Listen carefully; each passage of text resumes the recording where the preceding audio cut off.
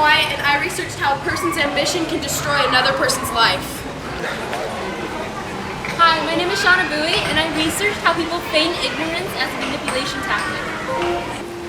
Hi, I'm Brandon Chang. I researched the stages of grief and how it affects an individual after a loved one's death. Hi, I'm Josh Hessel, and I'm researching how a comic individual acts and how they affect the scene. Hi, my name is Toby, and I researched about how a killer's behavior can connect to psychopathic traits. My name is Jacob Mills, and my research is on how music affects the audience's emotions. Mary, sir, nose painting, sleep, and urine. Lechery, sir, it provokes and unprovokes. It provokes the desire, but it takes away the performance. Hi guys, I'm playing the porter, who's the comic individual who relieves the tension from the previous scene where Duncan is murdered. I think his goal is to be absurd and to be funny. He's not crazy or drunk like most people portray him, but rather trying to be funny and trying to lighten the mood. Him as a person is absurd, and based on my research, the comic individual's goal is to be funny and to be absurd. So I'm going to try to act calm and collected, but tell the joke in a calm, mannerly way. Because I don't think he's drunk or crazy or extra loud. I think he's actually a calm person who's just trying to get a joke out. Like Josh said, the porter's goal is to make the audience laugh, right? So the music back in the porter scene should be upbeat and playful, relieving the tension from the previous scene. To conclude, this is how our research will affect our scene. In the performance, you play the porter, but you also play Lady Macbeth. Yeah, that's true. In this scene, I do play Lady Macbeth. I researched that confronted people often show natural signs of being manipulative. It's also called feigning ignorance. Feigning ignorance is basically when you are faking not knowing something you are totally guilty of. That's an interesting concept. Let me read these lines. Whoa, alas, what, in our house?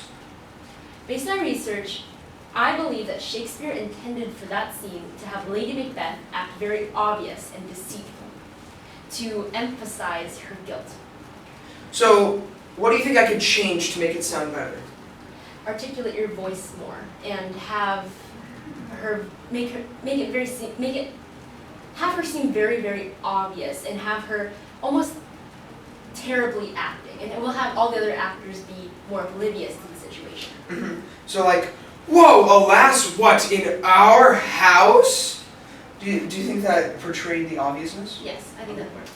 Hello, my name is Tweety Fan, and I research about a murderer's behaviors and how it connects to psychopathic traits. Hello, I'm Rebecca Wyatt, and I researched how one person's ambition can cause destruction in another person's life. And both of our research pertains to Lady Macbeth, especially once the camera is not focused on her, so it's more about her expressions.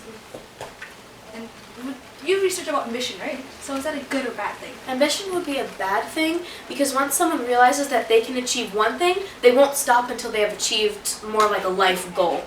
And what are the characteristics of a murderer with psychopathic traits is that they seem to have unrealistic life goals. They do have unrealistic life. Like, would you say winning their crown is really unrealistic? Yes, especially with no blood ties to the king or royal family. Yeah, and the king is just there's already a king and a heir. Yeah. Yeah, and she was basing all this off a prophecy that she really never heard herself. Mm-hmm. And it was her husband who heard it from 3 seemingly unreliable witches too. Mm-hmm. So it was really unrealistic. But she was still really determined about it. And I feel like she's also determined because she lacks guilt and or remorse, and that's another trait. It's another psychopathic trait for a murderer. And that just makes her super determined, right? Yes. And so how do you think she should act? Well, specifically when the camera's not focused on her, we would see her with a glint of confidence in her eyes, as though if she was ready to pounce. If anyone were to get in her way, she wouldn't stop.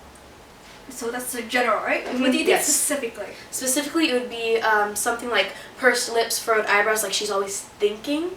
She's always planning, always determined to get away. Mm-hmm.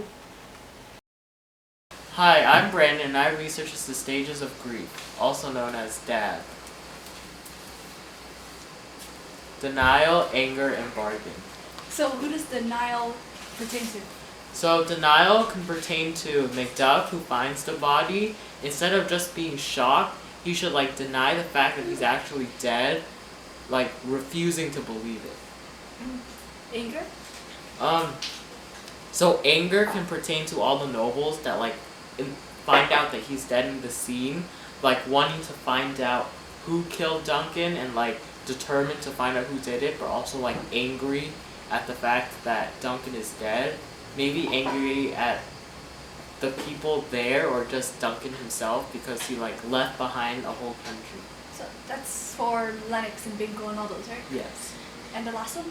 The last one, bargain, is like asking like what if questions, like what if this didn't happen, like if Duncan would still be alive. So that can pertain to Malcolm and Donalbain, the sons of Duncan, because that can like they're like questioning like why like that happened. So like they left for England and Ireland, yeah. And how do you say that they should act? They should like be upset and depressed, but also like questioning why he's dead and like how did it happen. So overall, you're saying that practically all the nobles should be more overdramatic. Yeah, they should be like more over dramatic and like have more feelings, anger and depression, rather than just being shocked and accepting it.